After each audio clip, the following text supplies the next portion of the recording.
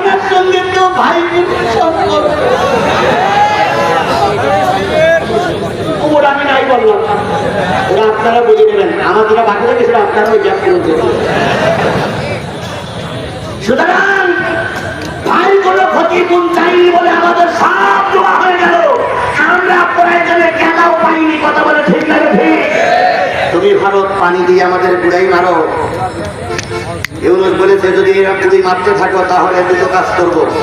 আপনাদের কাছে শপথ দিতে দুটো কাজ করবো। সে কাজ হলো জনগণের কাছ থেকে চাঁদা তুলবো। তুলে আমরা প্রয়োজনে যে কয়টা নদী দিয়ে বাঁধ দিয়ে রেখেছো প্রয়োজনে এর বিপরীত আমরা সব কটা নদীকে বাঁধ দেবো। আমিও এই লক্ষ মানুষের কাছ থেকে অর্ডার নিতে চাই। যদি ওই ভারতের মোকাবেলা করার জন্য বিকল্প রাস্তা তো বিকল্প প্রার্থীকে হয়। আর ওই বিকল্প প্রার্থীকে দিয়ে যদি আপনাকে 100 টাকা 500 টাকা চাঁদা দেওয়া হয়, কারা কারা দিতে রাজি আছে?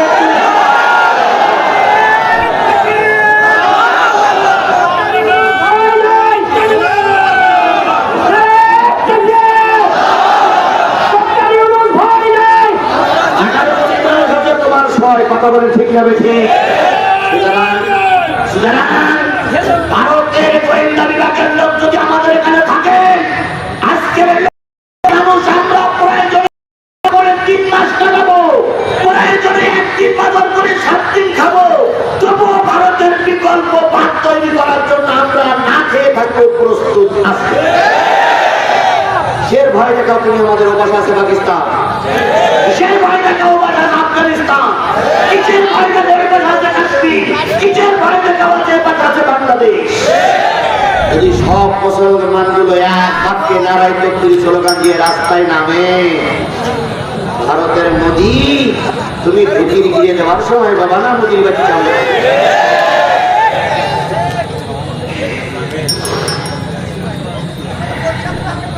আমি জানি আমি জানি আমি জানি এ কথাগুলো অনেকেই সহ্য করতে পারে না, কিন্তু আল্লামা সাঈদী বলেছিলেন বাঘের বাচ্চার মতন 1 ঘন্টা বাঁচতে চায়। বাঘের বাচ্চার মতন 1 ঘন্টা বাঁচতে চায়। পাতি শিয়ালের মতন 70 বছর 100 বছর বাঁচার ভিতরে কোনো ফায়দা নাই। বাঘের বাচ্চার মতন 1 ঘন্টা বাঁচতে চায়। আল্লামা সাঈদী নাই, কিন্তু সাঈদীর কথাগুলো এখনো রেকর্ড বাঁচতেছে বাঁচতেছে। আমরাও বাঘের বাচ্চার মতো বাঁচতে চাই। কথা বলেন ঠিক? ভারত তুমি আমাদের কি করবা? মাঝে মাঝে পানি ছাড়বা। আমাদের গরিব না, আমার দেশকে আওয়ামী লীগ সরকার গরিব করিয়ে রেখেছিল। 11,000 কোটি টাকা না কত হাজার কোটি টাকা বিদেশে পাচার হয়েছে। এই বিদেশের পাচারকৃত টাকাগুলো যদি আমাদের দেশে ফিরিয়ে আনা যায়, 2 বছর আমাদের দেশে ওই যে জাতীয় সংসদে দেশের উন্নয়নের যদি বাজেট করা হয়, 2 বছর কোনো বাজেট করা লাগবে না, ওই টাকায় 2 বছর চলবে। কি খাওয়া খেয়েছে কুমিরের বাচ্চা? ধর্মের বাবা নাম কি জানো? ওরে বাবা রে, দেখি মনে হচ্ছে ফেরেশতা জিবরাইল আর 2জন ভাইরা ভাই। কি সুন্দর দাড়ি, কি সুন্দর টুপি, কি সুন্দর পাঞ্জাবির লোক। নাম দেখেছে কিন্তু বাবা ধর্মের বাবা। ধর্মের বাবা ধর্মের বাবা আর আমাদের আইনমন্ত্রী 2জন নৌকায় ছড়ি পালায় যাচ্ছে। 2জনের হাতে হাত তসবিহ। ওরে তসবিহ ডুবরে ভাই।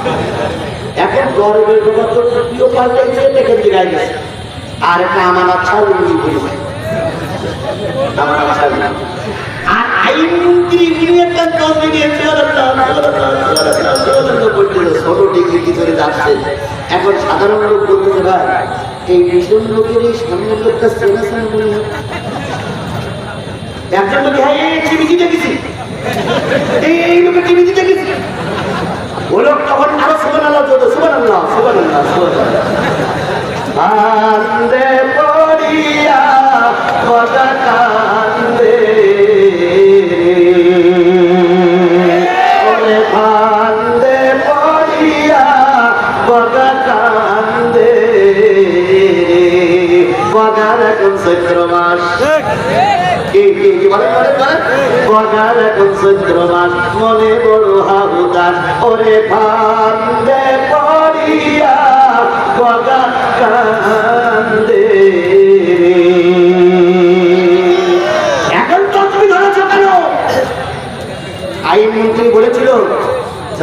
ইসলামের নাম শুনলে আমার ঘৃণা লাগে।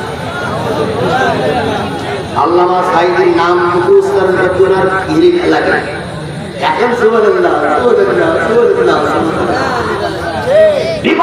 সুবহানাল্লাহ ইসলামী আন্দোলনের নেতা কর্মীদের উপর আক্রমণ করেছে। কথা বলে ঠিক আছে? তোমরা বলেছিল যদি আমাদের সরকার পরিবর্তন হয় 1 রাত্রিতে 10 লক্ষ লোক মারা যাবে, তাই বলেছিল না? আচ্ছা, আমরা কি সেইটা করে দেখাইছি? জোরে বলেন দেখাইছি? যখন এই সরকার পরিবর্তন হলো তখন সেনাবাহিনীর প্রধান এবং রাষ্ট্রপতি বুঝেছিল এই সমাজে একমাত্র এই সমাজ শান্তিতে আনতে গেলে বাংলাদেশ জামাত ইসলামী এবং ইসলামী ছাত্র শিবিরের নেতা কর্মী দ্বারা সম্ভব নয়। শান্তি চায় না, অশান্তি চায় না। কথা বলে ঠিক আছে? উনি ডেকে বললেন যে হুজুর, আমার একটা কথা, আপনি হুকুম জারি করে দেন, আপনার ছাত্র আপনার সংগঠন যেন বিশৃঙ্খলা সৃষ্টি না করে আমি জামাত ঘোষণা করলেন। ওই ঘোষণাটা আমরা 100% কাজে লাগাইছি। ওরা হিন্দু ভাই থাকলে আমরা চ্যালেঞ্জ করে কোরআন শরীফ শপথ করে বলতেছি, আপনাদের মন্দির আমরা পাহারা দিয়েছি, আপনাদের বড় বাড়িঘর আমরা পাহারা দিয়েছি, আপনাদের সতীর্থ হেফাজত আমরা করেছি, যা অন্য কেউ করতে পারে।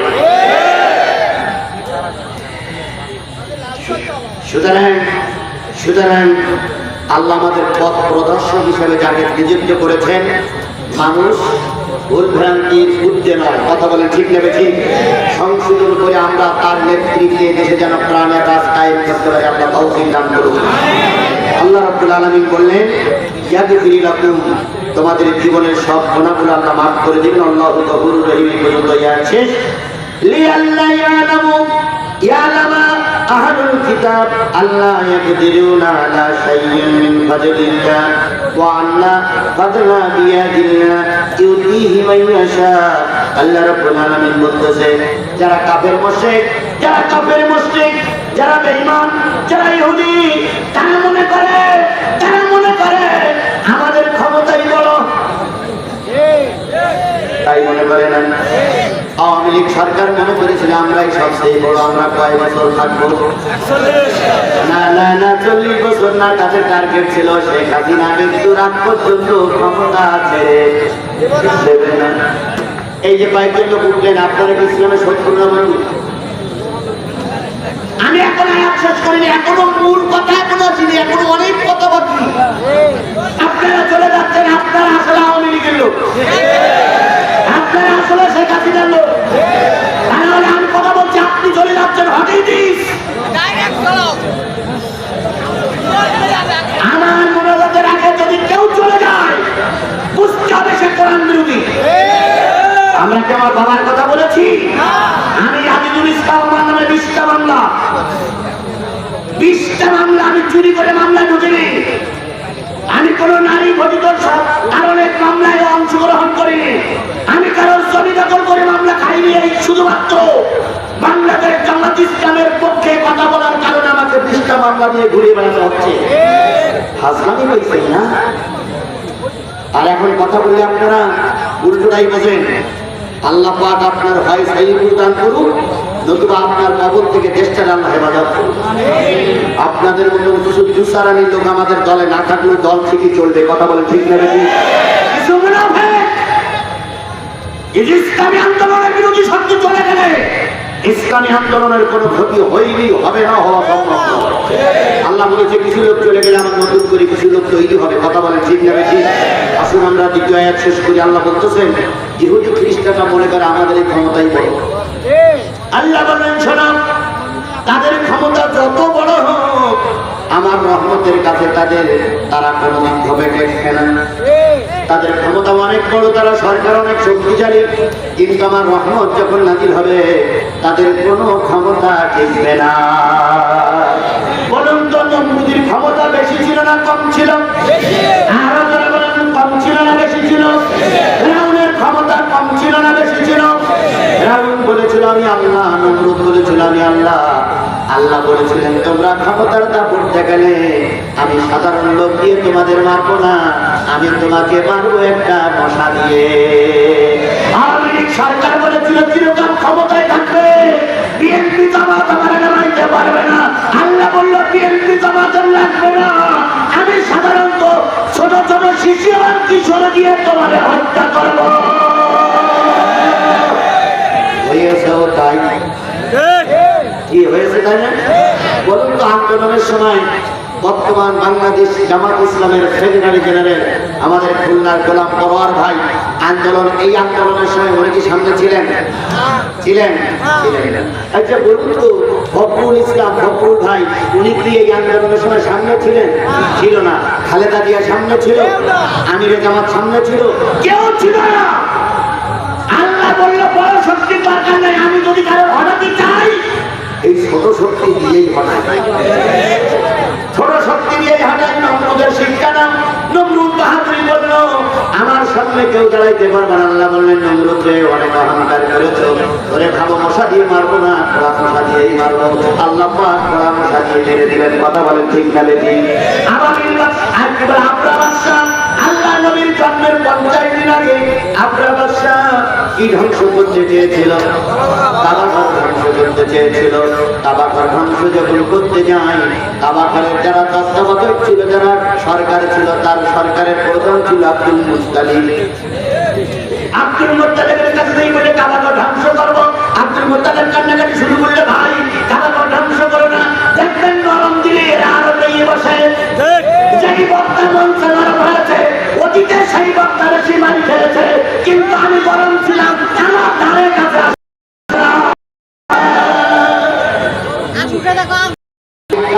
ঘটনা জানেন আপনারা? আমার কাছ থেকে মাইক কিনে নিতে চেয়েছিল আওয়ামী লীগের লিডার, ওই কক্সবাজারে পেরেছিল, দেয়নি মাইক, দেয়নি। শেষ পর্যন্ত যুদ্ধ থেকে নামতে হলো। এরপরে আমার মঞ্চে গুলি হয়েছে। আল্লাহর কসম, আমি পিস্তলের গুলি করতে কখনো দেখিনি। সেদিন দেখেছি আমার কানের গোড়া দিয়ে গুলি চলে গেছে। পুলিশ, র্যাব, আওয়ামী লীগ, ছাত্রলীগ, যুবলীগ সব যা মঞ্চে আক্রমণ করেছে, মঞ্চের তাপ ছিঁড়ে দিয়েছে, কোরআন শরীফ ফেলাই দিয়েছে। আমি মঞ্চের থেকে বাঘের বাচ্চার মতন চলে গেছি, বাতিলের কাছে মাথা নত করিনি। আজকেও যদি কেউ ময়দানে ঠিক মতন কথা বলো, ময়দানে থাকো, বাতিলেরা পালাইতে বাধ্য হবে। তারা জ্বলন্ত প্রমাণ শেখ হাসিনা। কথা বলেন ঠিক না? এরা বিদায় গর্ব করে বলতো আমরা পালাই না। এখন আপনারা গেলেন, কারণ আপনারা বিরাট ক্ষমতায় ছিলেন, কিন্তু এখন আর ক্ষমতায় নেই, আপনারা পালাইছেন। মাগো মা হাসিনা দোহাই লাগিয়ার জ্বালাসিনা, জ্বালাই জ্বালাই জয়লা গেল আমাদের জীবনটা। তুই তোমার ওই সুখেই ছিলে পাইয়া দেশের ক্ষমতা। তোর মোটেও মানাই রে শরম, আগে কত জানতাম না, জ্বালাই পোড়াই জনগণে। সেরা তারাও পালাই চলে গেছে। কথা বলেন ঠিক না বেশি? আওয়ামী পাকের কথা স্মরণ করুন। আল্লাহ পাক সূরা ফিল নাজিল করলেন। আল্লাহ রাব্বুল আলামিন বলে দিলেন, 50 দিন আগের কথা বলে দিলেন। ওরা আসলো, সরকার বাহাদুরির সঙ্গে বলল আমরা এখন কাবাঘর ধ্বংস করবো, রক্ষা করো। তৎকালীন সরকার যারা ছিল, আব্দুল মুত্তালিবের সরকার, তারা বলল এ কাবাঘর আমার নয়, রক্ষা করার জন্য এর একজন মালিক আছে। এবার কাবাঘরের যারা চারিপাশে তত্ত্বাবধায়ক ছিল সবাই চলে গেল। আপনার বাচ্চা যখন জামার কলম নাড়া দেয়, কই তোমার সেই আল্লাহ, কই তোমার সেই হুজুররা, কই তোমার সেই সরকার, কই তোমার সেই জামাত ইসলাম, কই তোমার সেই বিএনপি? আমরা ছিলাম, আমরাই আছি। ওরা যখন কাবাঘর ধ্বংস করার একবার তার প্রান্তে চলে আসতো, আল্লাহ পাঠালেন ফুল পাখি। আরো জোরে বলেন,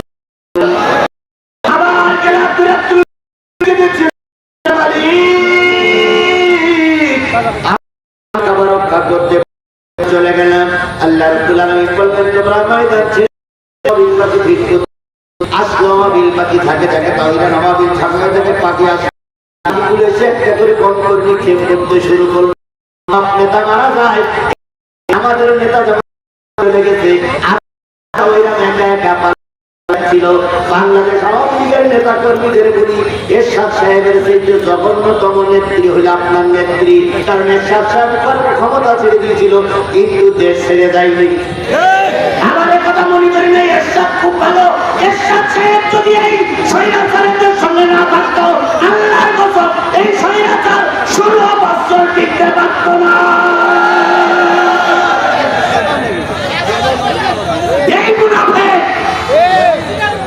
এই মুনাফিকেরা শেখ হাসিনার ক্ষমতায় বসাই রেখেছে। এই মুনাফিকেরা যতদের শাসনটা করতো না 16 বছর না 16টা ঘন্টা থাকতে পারতো। আবার এখন বলে আমরা দেশপ্রেমিক, তোমরা কতটুকু দেশপ্রেমিক? তাহলে ভারতবর্ষে যুক্ত করে এসেছি তার জনগণের ভোট কেন? ভোট হ্যাঁ আস্তে আস্তে আস্তে আস্তে আস্তে হচ্ছে। তারপরে নির্বাচনের সময় আসছি আমাদের জাতীয় চাচার রোগ সেগে গেছে। উনি যে হাসপাতালে বসে দেখতো আর এরা যে এই নির্বাচন করে করে এরা একটা দল গঠন করে নির্বাচন করেছে, এসব মুনাফিকদের চেনা লাগবে। এই মুনাফিক নেতাদের জন্য শিবগঞ্জ বগুড়ায় আমাদের মাহফিলগুলো বন্ধ হয়েছিল। এদেরকে চিহ্নিত করে জাতির সামনে উত্থাপন করা দরকার। আমি বলতেছিলাম ছোট ছোট পাখিরা চলে আসলো, নেতা শেখ হাসিনার মতন পালাইতে শুরু করলো। যখন উনি আসছিলেন তখন ওনার স্ত্রী বলেছিল কোথায় যাও? কাবাঘর ধ্বংস করার জন্য। ওনার স্ত্রী বলেছিল খবরদার কাবাঘরে হাত দিও না, কারণ কাবাঘর কার ঘর? আল্লাহর ঘরে কেন হাত দিয়ে কেউ টিকতে পারে না। সেদিন অহংকারের বসে পড়েছিল। আমার আবার ঠেকাইকে স্বপ্নে দেখে বাবাই বলে মাগো তুমি দিল্লি যাবে, তোমায় আবার ঠেকাই কে বাকি আছে ঢাকায়। ওই স্ত্রী সেদিনকে বলেছিল খবরদার কাবায় হাত দিও না, ধ্বংস হয়ে যাবা। সেদিনকে আমরা বাদশা বলেছিল আমার আমার ঠেকায় এমন লোককে আছে। শেষ পর্যন্ত কাবা ধ্বংস করতে দিয়ে আবার যখন কি বলে আপনারা যখন যেগুলো সব ধ্বংস হয়ে গেছে তখন তিনি আর পর্যন্ত না পেয়ে কি বলে উট দিয়ে না হাতি নিয়ে পালাই যাচ্ছিল।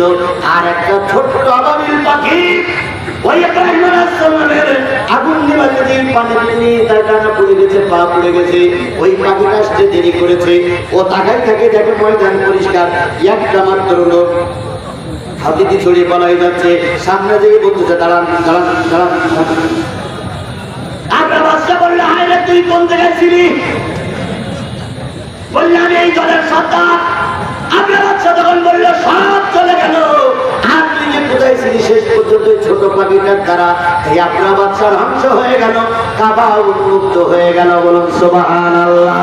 আজ এই কল্যাণ অবাকের মতন ছোট্ট ছোট্ট পাখি সদস্য সন্তানগুলো রাস্তায় নামলো। ওদের আক্রমণে স্বাধীন হয়েছে। আর আপনার বাচ্চার উত্তরসূরি আপনার বাচ্চার ছোট বোন পালাইতে বাধ্য হয়েছে। চলে যান আর একটু সংবাদে আর একটা কথা বলে বিদায় নেবো। সেটা হলো আর একটা কথা 4 মিনিটের ভিতরে বিদায় নেওয়ার জন্য চেষ্টা করছি। আর একটা কথা বলি সেটা হলো বলুন তো সিলেটের একজন বাচ্চা ছিল, নাম ছিল কি? গৌরগোবিন্দ। গৌরগোবিন্দের বিরাট ক্ষমতা ছিল। গৌরগোবিন্দের মোকাবেলা করার জন্য একজন হুজুর এসেছিল, নাম কি? আরো জোরে বলেন নাম কি? শাহজালাল। তিনি যখন এসেছিলেন তখন গৌরগোবিন্দ সংবাদ পেল শাহজালাল আসতেছে। গৌরগোবিন্দ রাস্তাঘাট বন্ধ করে দিল, হরতাল নিজেই ডেকে দিল। এরপরে শাহজালাল আসলেন। শাহজালাল এসে যখন গৌরগোবিন্দের বিরুদ্ধে অ্যাকশনে নামলেন, শাহজালাল পালিয়ে এই শেখ হাসিনার মতন গৌরগোবিন্দ পালিয়ে যেতে বাধ্য হয়েছিল। কথা বলেন ঠিক না বেঠিক? অতীতে জালেমেরা ছিল, এখনো আছে। হ্যাঁ, অতীতে জালেমেরা ছিল, এখনো কিয়ামত পর্যন্ত এই জালেমেরা থাকবে। আমার শাহজালালের উত্তরসূরিরাও থাকবে। সুতরাং শাহজালালের উত্তরসূরিরাকে শপথ নিতে হবে, যদি আবার কখনো গৌরগোবিন্দের মাথা উঁচু করে আমরা শাহজালালের উত্তরসূরিরা ময়দানে থাকবো। কারা কারা ময়দানে থাকতে রাজি আছে?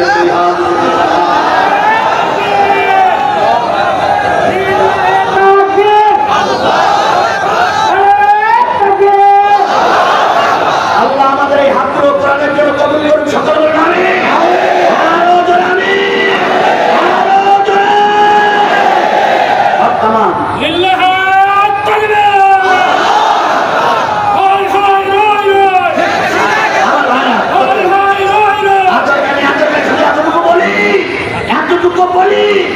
এখনো কিন্তু ময়দান আমাদের কবলে আসেনি। এখনো ময়দান বাতিলেরা দখল করার জন্য চেষ্টা করছে। এখন আমাদের ফতোয়া ভাড়া দেওয়ার সময় না, আমাদের এখন ঐক্যবদ্ধ হওয়ার সময়। আগামীতে যদি আমার মুরব্বী অথবা আমাদের আনম আলমগীর ভাই যদি এখানে প্রার্থী হয়ে আসে, আপনারা কি সাপোর্ট করতে রাজি আছেন? সাপোর্ট করতে করতে রাজি আছেন? নেতৃবৃন্দ ঠিক করবেন কারা